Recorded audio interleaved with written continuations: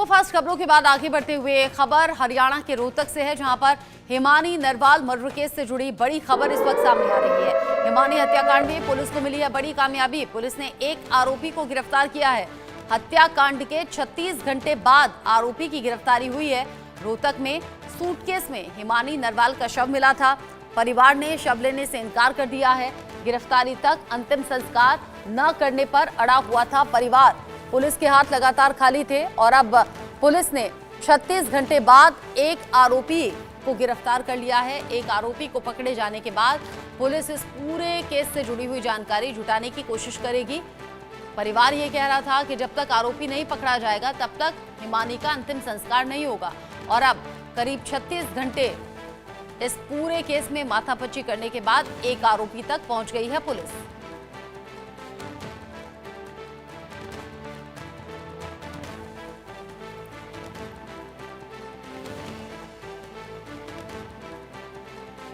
इस बीच हिमानी की मां ने कहा है कि मेरी बेटी से लोग रंजिश रखते थे। लोगों को लगता था कि इतनी छोटी सी उम्र में कैसे इतनी आगे निकल गई। सुनिए जरा हिमानी की मां और भाई ने क्या कहा। इसीलिए तो नाराज थे भाई, मतलब अब तक किसी ने मेरे से ना बात की, ना कोई मेरे पास आया भाई। मेरी बेटी जब रात के 2-2 बजे तक कर रही थी तो क्यों नहीं, जब मैं अपनी बेटी का सपोर्ट कर रही हूँ, वो जहाँ काम कर रही है तो उसके लिए मेरे को भी तो सपोर्ट चाहिए ना।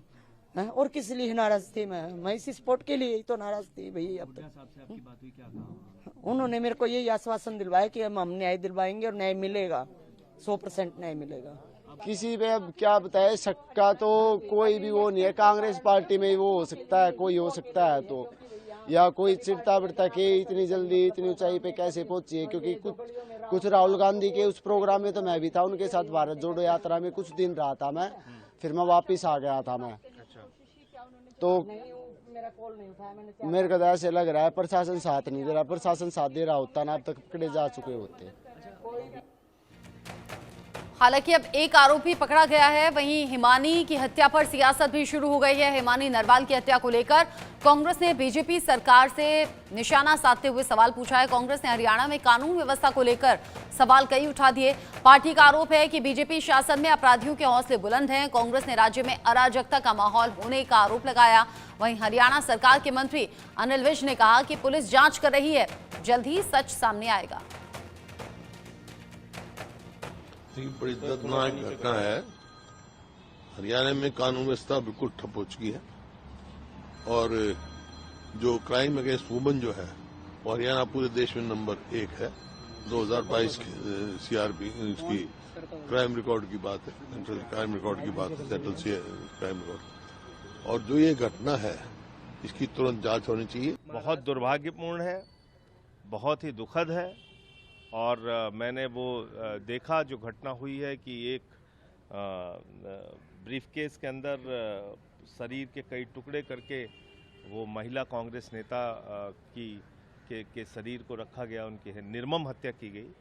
इससे ज़्यादा विभत्स, इससे ज़्यादा दुर्भाग्यपूर्ण, इससे ज़्यादा दरिंदगी की कोई घटना नहीं हो सकती। बहुत गंभीर मामला है